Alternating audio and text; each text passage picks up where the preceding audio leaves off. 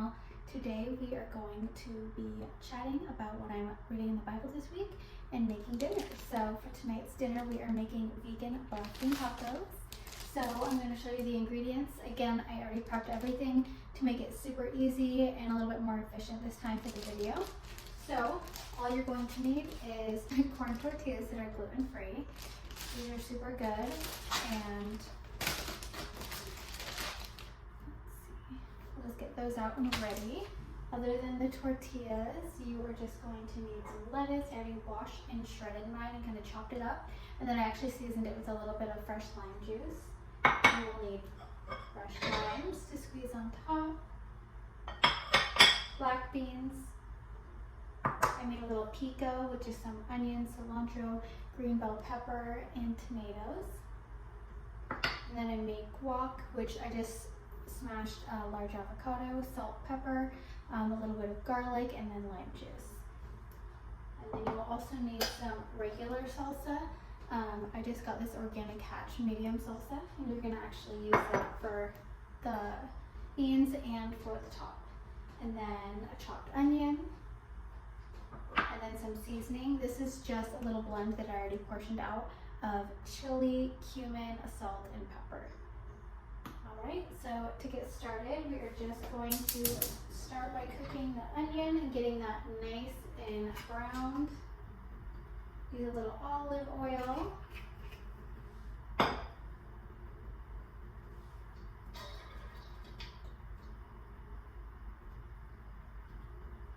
Perfect. Next, we're going to add in the seasoning.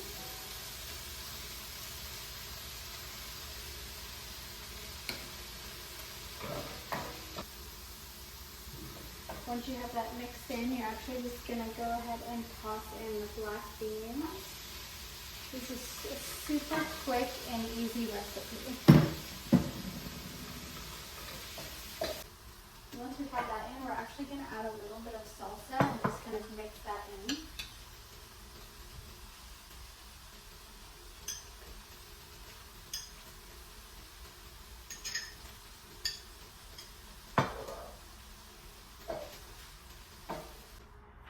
I'm just going to line them on the sheet.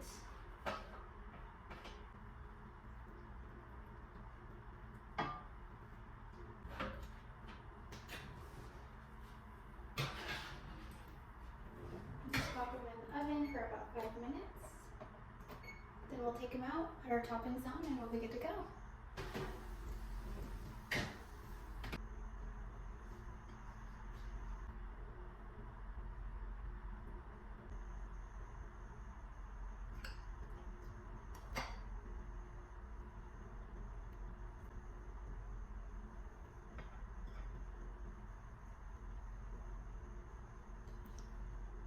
So I'm going to eat this, and then we'll get into the word a little bit. Alright, so let's get into the word. So today I'm going to be sharing a passage that I read last week in Exodus as I was finishing it up. And it was just such a beautiful passage, and I really wanted to share it today. So I'm going to start by just kind of reading the passage, and then we can kind of talk a little bit about it.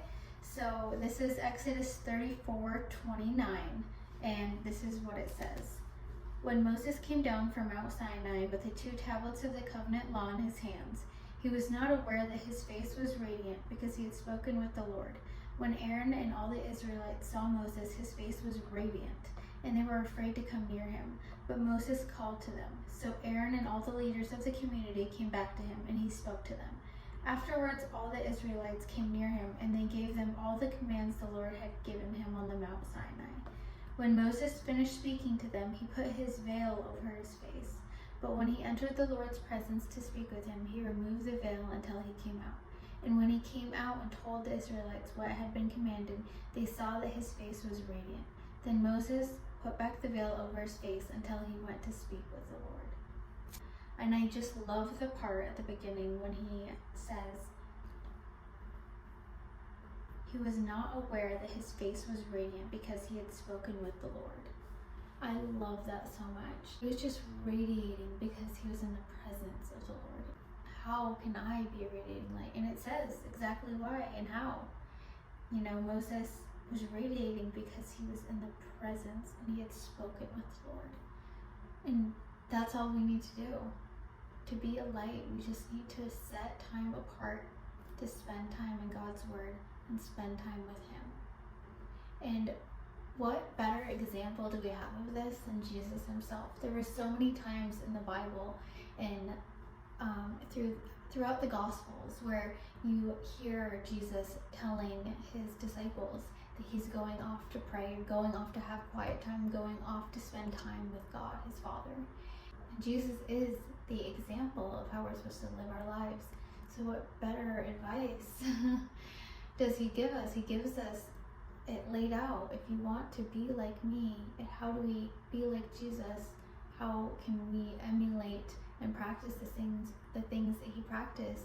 And one thing that He practiced is He found time to pray, to be in quiet solitude and just spend time with God. And I love in Mark, actually, I just want to quickly read it. Not the whole passage, just the very end. Jesus, it was in Mark, and He had just finished healing a bunch of people. And then it just says this verse in Mark 1:35. Very early in the morning, while it was still dark, Jesus got up, left the house, and went to a solitary place where He prayed. Jesus Himself had to set time apart to sit in God's presence and be with Him. And as we're following and trying to be more like Jesus, we need to remember that after all that was said and done, He left 2 commandments. And the first is the greatest commandment of all, which is love your God with all your heart, soul, and mind, and love your neighbor. And I was thinking about that as well, and how that fits into being radiant and being a light and following the greatest commandment, which is, loving God and loving your neighbor. And how are we able to do that unless we spend time with God? How are we able to be like Jesus, and how are we able to love our neighbors if we're not fueling and nourishing our spirits with His love and His joy and His peace and His patience and His kindness?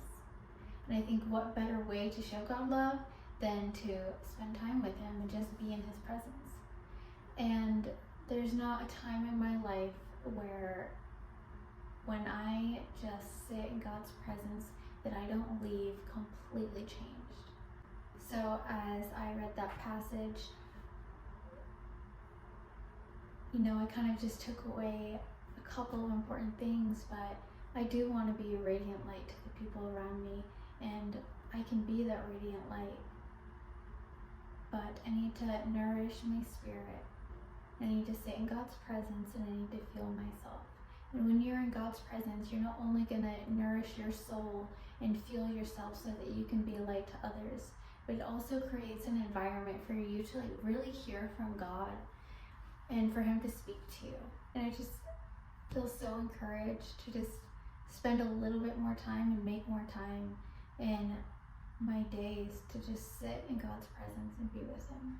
And I encourage you as you go into this week that you also just make a little extra time to sit and be with God in His presence, so that we can just create the space and the environment to nourish our souls and to fuel ourselves, and also just hear from Him, learn from Him, and fill ourselves with Him, so that we can be who He's called us to be and to be lights to the people around us. So that's kind of all I wanted to share today. I hope that you enjoyed what I spoke about today. I really loved that passage in the Bible, and I hope it encourages you, and I hope that you're able to just set aside a little bit of extra time this week to sit in God's presence. And I hope that He fills you with His love and His joy and His light. And I hope that you have a wonderful and blessed week. And thanks for watching.